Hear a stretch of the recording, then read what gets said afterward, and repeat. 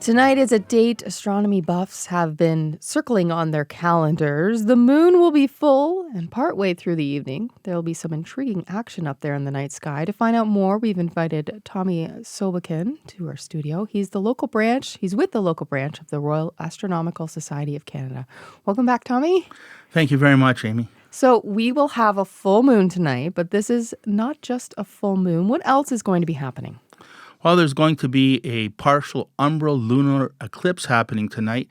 And what that means is that the moon will be passing not only through the outer or dimmer shadow of the Earth, but also the very dark inner shadow of the Earth. It will be a small amount of time that the moon will be in this shadow, and about 8% of the moon will actually look black around 10:45 p.m., which is the maximum of the eclipse.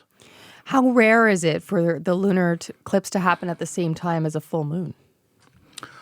Well, you get a couple of them a year, and they tend to go in cycles. This is sort of a primer for next year, when in March and September we will have two full or total lunar eclipses, meaning that the moon will turn an orangey color. And it is rare because, as our solar eclipses, because the orbit of the Earth is different from the orbit of the moon by about 5 degrees. And this 5 degrees means that in order for a lunar or solar eclipse to happen, everything has to line up. The moon has to be crossing the plane of the Earth's orbit, and the moon and the sun and the Earth all have to be in line. It's also a harvest moon. Can you explain what that means?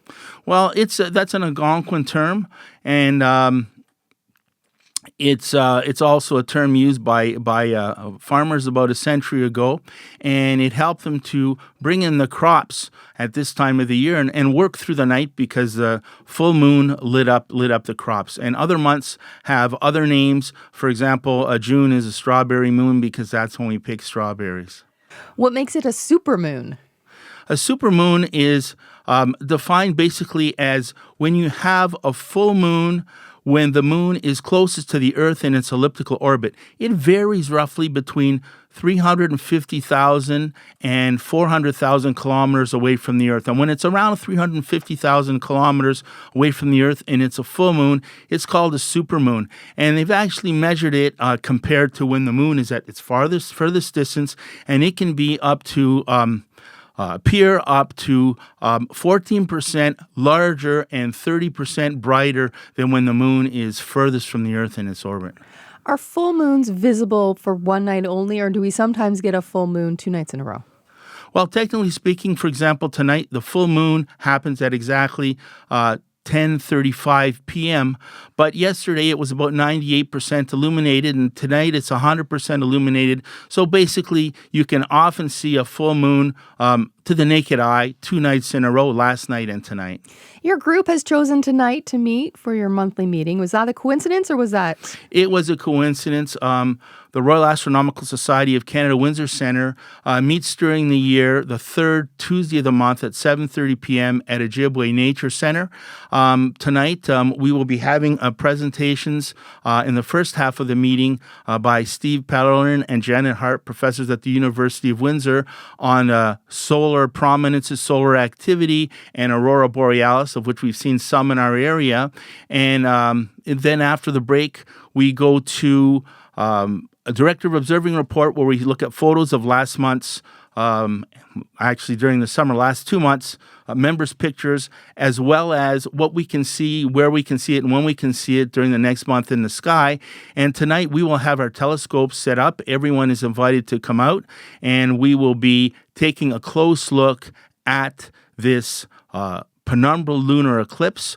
The neat thing about looking at it through a telescope is you can actually see this dark shadow covering and uncovering craters as the moon moves in its orbit through this shadow of the Earth. Do you have to be a member to attend the meeting? No, you don't have to be a member. Everyone is invited. It's free. And if you like the club and you would like to become a member, there are membership benefits because we're part of a national organization. And we also have a telescope out in Comber. So if you're real keener, you might want to join up. If not, just come out tonight and enjoy the evening. How much detail can you get through that telescope? It's a 14-inch mirror. You can get a lot of detail in terms of seeing craters within craters, seeing clearly the rings of Saturn or the moons of Jupiter, even crossing in front of Jupiter. I've even seen Pluto with our telescope at Hallam Observatory, and it's pretty neat to look at galaxies. You look at 2 or 3 galaxies, and you say, "Hey, I'm actually seeing this with my naked eye." You also mentioned there that it's going to be conversation tonight about the Northern Lights. You can see those this time of year. Will you be able to see them out there, or do you need to leave the city a bit more?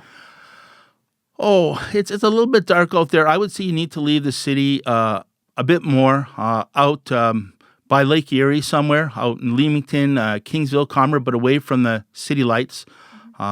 They are fairly dim, so the further north you go or the further away from city lights you go, the better off you are. When did you first become so fascinated with the night sky? I became fascinated with the space program when I was 7 years old, and my parents let me stay up to watch on black and white television Neil Armstrong's first footsteps on the moon, and things just went from there. No way. Yeah. You still remember that? It was quite an experience, and fortunately now I have lots of friends with telescopes, and I have my own telescope, and I've gotten to learn the night sky a little better. Do you remember getting your first telescope? Oh, we got one of the Sears Tactical telescopes, my brother and I, and we started observing with that when we were back, I guess, in finishing grade school, starting high school. So my son is very fascinated by the sky as well. I feel like you and him would get along very well. I'm wondering what advice you would have for a young person who's interested in the sky and wants to explore it a bit more. Well, I would suggest that they go to the library and they find some books on introductory astronomy. I also suggest people use their binoculars. Binoculars are a good way to see more in the night sky and get a feel for the night sky.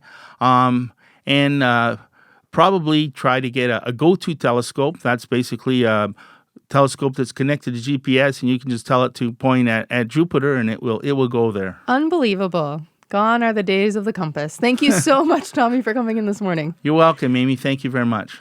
Tommy Sobekin is with the Windsor chapter of the Royal Astronomical Society of Canada. And now, Mike, we have a song to wrap up this conversation.